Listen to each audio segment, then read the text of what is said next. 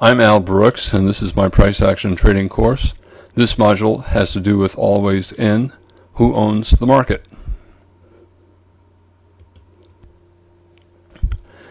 The most important fact about price action is whether or not the market is in a trend or in a trading range. The market always on all time frames is either in a trend or a trading range. And if you're not certain which it is, it's in a trading range. Trends are clear, and whenever the market is not clear, it's in a trading range. The market's in a never-ending cycle. It is either trending or in a trading range. And when it's in a trading range, it breaks out into a trend in either direction. Trends can be strong spikes or breakouts, all the same thing. And then after they've gone on a while, they start to develop some two-sided trading, some overlaps, some pullbacks, and they enter a channel. The channel evolves into a trading range, and then the trading range breaks out either up or down, and the process begins again.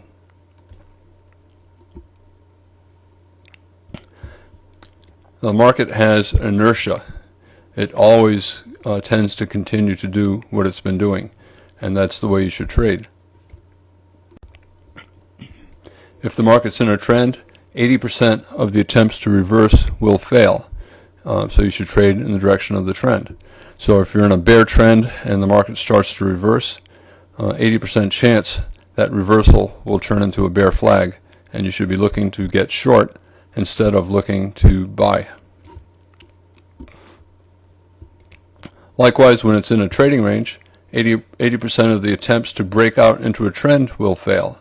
So you should trade in the opposite of the direction of the attempts to convert into a trend.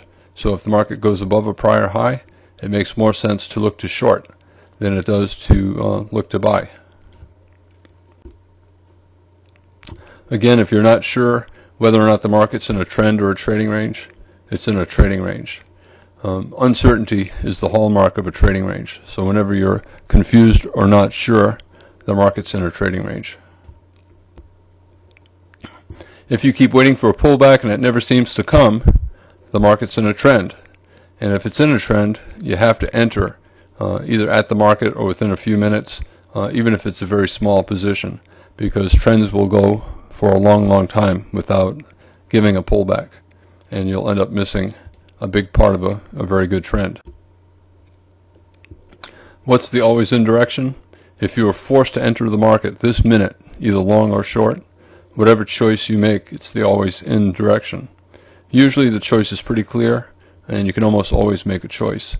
If you can't, based on the past 2 or 3 or 4 bars, go back 20 or 30 bars and look for the most recent spike up or down. If the market's always in long, more dollars are going into the buy side. There's more buying. It creates more buying pressure. The buying pressure is stronger than the selling pressure, and higher prices are likely to follow, so you should be looking to buy. If it's always in short, more dollars are going to the sell side, and that will create selling pressure, and that's a sign that the bears are taking control over the market. Lower prices are likely, so you should look to sell. Once you know the always in direction, if it's clear, you should enter immediately or on a small pullback.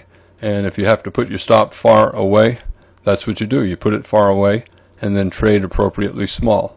So if your stop is 3 times bigger than what you normally want it to be, trade 1/3 or 1/4 your normal position size. That's okay. There's nothing wrong with trading small. It's far more important to put any position on than it is to miss a trend. In a trend, prices move mostly in one direction. At some point, the breakout phase transitions into a channel phase, and a lot of times the channel may not be all that obvious to a beginner. They'll look at it and they'll see what they think could be a channel, and they'll deny that it can possibly be a channel. But it probably is a channel. A trend can be as small as a single bar. Remember, every trend bar is a trend. The trend can be as large as the entire chart. Characteristics of a bull trend: a series of higher highs and lows, and it's contained in a rising channel. The bottom of the channel is the trend line. The top of the channel is the trend channel line. Since a bull trend has higher lows and higher highs, as long as it keeps making higher highs and lows, the trend is in effect. So swing traders put their stop below the most recent higher low, because if the market falls below that higher low, the market's no longer in a trend, and they're betting that the trend will continue. If the market falls below a prior low, they'll assume that their premise is wrong. The market is no longer trending. It's either transitioned into a trading range or it has reversed. Bear trend has lower highs and lower lows, and it's contained in a falling channel. The top of the channel is the trend line, and below is the trend channel line. Again, similar to a bull trend, a bear has lower highs and lower lows. As long as the market keeps making lower highs and lower lows, stair-stepping down, it's in a bear trend. And because of that, swing traders put their protective stops on their shorts above the most recent prior high. So every time the market makes a new low, they go back and lower their stop to the most recent lower high. Because if the market rallies above that prior high, they assume the bear trend is probably over and that the market has transitioned into a trading range or possibly even a bull trend. There are many terms that traders use regularly, and there's no agreement among the terms. Here's a list of terms that describe movement within the market, and I'm going to give my definition for the use of the terms. A trend is a diagonal move up in a bull, down in a bear, and a trend occupies most of the screen. And there cannot be more than two trends on the screen at any one time. If there does appear to be more than two, I would not use the term trend. I would use one of the other terms. Smaller versions of trends are swings, legs, and pullbacks. A swing, it's a smaller trend, and there has to be at least two of them on the chart. They can be within a trend or within a trading range.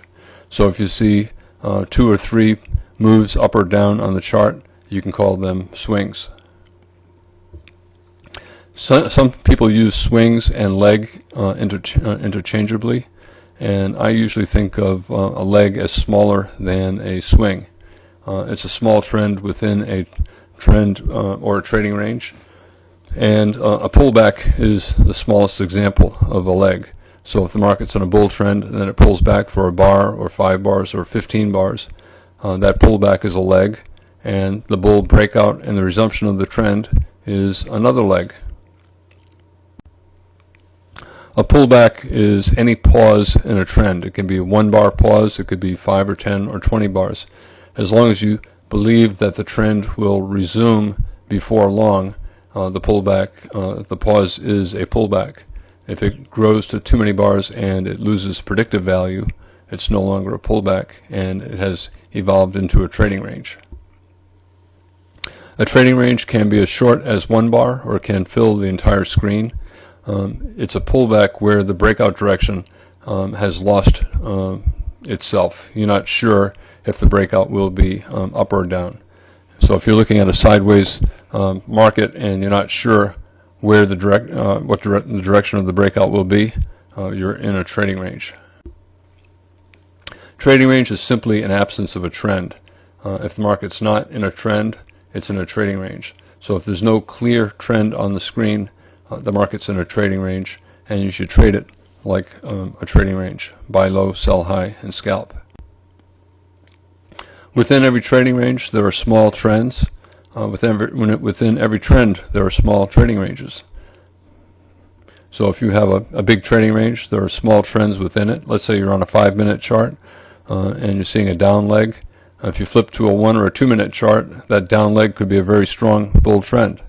If you're looking at a very strong bull trend on the 60-minute chart and you flip to the 5-minute chart, you'll see that there are lots of pullbacks that are so big that they're basically trading ranges. Beginners are always waiting for pullbacks. They see strong bull breakouts, strong bear breakouts, and they know that they have to put their stop beyond the breakout. So for example, in a big bull breakout, they know the stop has to be below the bottom of the spike, which might be much further away than they want. They don't want to use that big a stop. They want less risk. So they're waiting for a pullback, hoping that they'll be able to enter with smaller risk. The problem is during strong trends, the market goes a very long way before a pullback ever comes, and beginners invariably end up missing huge trends because they're afraid of the big loss that would come from the wide stop. They're not doing what the institutions are doing. If you want to make money as a trader, you got to be copying the institutions. And if the market is going up relentlessly bar after bar, the institutions are buying relentlessly bar after bar, and that's what you have to do. If you want to make money, you got to do what they're doing, and they're buying, and they know their stop is far away, and that's okay. But if you want to make money, that's what you do. You buy small, and you use the stop far away. If you are looking at a chart and you see a good reason to buy, and then you look at it again for another minute, and then you say, wait a minute, there's also a good reason to sell, that means you're confused, and that's the hallmark of a trading range. Whenever you are confused, you know that the market's in a trading range. So you should adjust your trading style to trading range type of trade. When it's in a trend, only take trades in the direction of the trend and try to swing part or even all of your position. You let your profits grow and train yourself not to exit too early. When the market's in a trading range, you always have to be thinking about doing the opposite of the current trend. So if the market is racing toward the top, instead of hoping for a breakout, instead you should be looking for a reversal. You want to be selling high, and you only want to be buying low. So you want to be buying when the market is racing toward the bottom and starting to reverse up. So the bear spike down to the bottom looks like it's going to break out, but 80% of the time it will not. Instead, you should be looking for a reversal. So trading ranges, you're always looking to buy near the bottom and sell near the top. In trends, you do the opposite. When the market's racing up, you're buying. In trading ranges, since the market races down and races up and races down and races up, you have to scalp, or at least that's the best way to trade. Always use protective stops for all trades, whether you're in a trend or in a trading range. And put the stops in the market, not just in your head. The stops are there to protect you. Again, the market's either in a trading range, here's the trading range, here's another trading range, or it's in a trend at all times. If you can't tell, then assume it's in a trading range and trade it like a trading range. Every bar is either a trend bar or a trading range bar. It's a trend bar if it has a pretty big body and small tails. It's a trading range bar if it has a small body and big tails. When you're not clear, always look at context. If there's a small body and a strong trend, it's more of a trend bar. If it has a bigger body but the market's sideways with lots of overlapping bars and big tails and lots of reversals, it's a trading range bar. Every tail that you see on the top or bottom of the bar is a failed breakout attempt. Remember, if you have a tail on the top of the bar, that means at one point the close of the bar was at the top of the bar, and the bar was probably a pretty strong bull trend bar. That tail formed because that breakout attempt failed and the market sold off into the close of the bar. So every bar is either a trend bar or a trading range bar. These blue bars are trend bars. Up bar, down bar, these are trend bars. These small bodies, prominent tails, these are trading range bars. So every bar, a single bar can be a trend, a single bar can be a trading range. Every tail is a failed breakout. So we have a tail at the bottom of the bar. At one point, the close of this bar was down here, below the low of the prior bar. So it was a strong bear bar breaking out below the bottom of the prior bar. But by the time it closed above the open, and it became a failed breakout. Here's a failed breakout above the top of the developing range. Sometimes you get 2-bar reversals. The tails at the bottom are failed breakout attempts.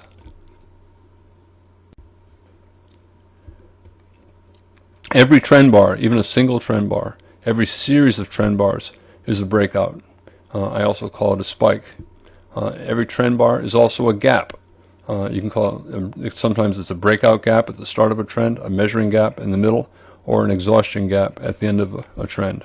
So every trend bar is a gap. Even though you don't see a gap on a 5-minute chart, you should think of every trend bar as both a breakout and a gap. It's also a climax. Sometimes it reverses, sometimes it does not, but you should think of every trend bar as a breakout, a gap, and a climax. Remember, every trend bar is a breakout, a climax, a spike, and a gap. And a lot of times you don't know which it's functioning as at the time it's forming, but a lot of times the context will tell you. Here's a breakout, closed below the low of the prior bar, a very big trend bar. Breakout is also called a spike. Here's a spike up, an upside breakout. We broke above a channel, and we broke above a trading range. It ultimately failed. Here's a bar where the close is below the low of the prior bar and below the low of the day. So you can think of it as a gap, but the market reversed up. The market had been trending down for about a dozen bars, and this big trend bar functioned as an exhaustion gap, the final gap of the trend. Here's an exhaustion gap at the top. There's a gap between the high of the bar before it and the low of the bar after it, and the gap filled and the market reversed down. Sometimes you get a breakout of you get a bear breakout of a bull flag, and you have to be thinking that it might lead to a measured move. So here this gap functioned as a measuring gap. And you can see the market turned around the measured move down. Every gap is a trend bar, but every gap and every trend bar is also a gap. On the right is the 5-minute E-mini, and there's a gap open, and that is the same as a trend bar. On the left is the cash index, the S&P cash, and you can see that the 5-minute futures contract had a gap, but the 5-minute cash index had a spike. So functionally a gap and a spike are the same thing. Here's an example of two ETFs. Here's the FAS, which is a financial futures leveraged ETF, basically the XLF with some leverage. On the right is the RKH, which is also an ETF comparable to the FAS and the XLF, but the volume is much thinner. And look at all these gaps. You can see actual gaps because the market's so thin that no trade takes place as the price jumps from place to place. But look on the chart on the left, on a chart with heavy volume covering the same basic underlying stocks. Instead of gaps, we have trend bars. So functionally, a gap, here's a trend bar. You should think of every trend bar as a gap and every gap as a trend bar. When a gap occurs at the beginning of a move, it's a breakaway gap. When it occurs on a breakout here above a lower trading range, it's a measuring gap. When it occurs late in a move, you have to wonder if it could be an exhaustion gap, letting you know that the market might be trying to pull back or reverse. Every trend bar is a gap. Here again, RKH versus the FAS, similar financial future ETFs, and you can see that all the trend bars in here are gaps over here. I have the corresponding bars numbered. For example, the move up to bar 5 here is composed of 3 bull bars, and bar 5 here is composed by a couple of gaps. And that is the end of my module on Always In, Who Owns the Market. Thank you.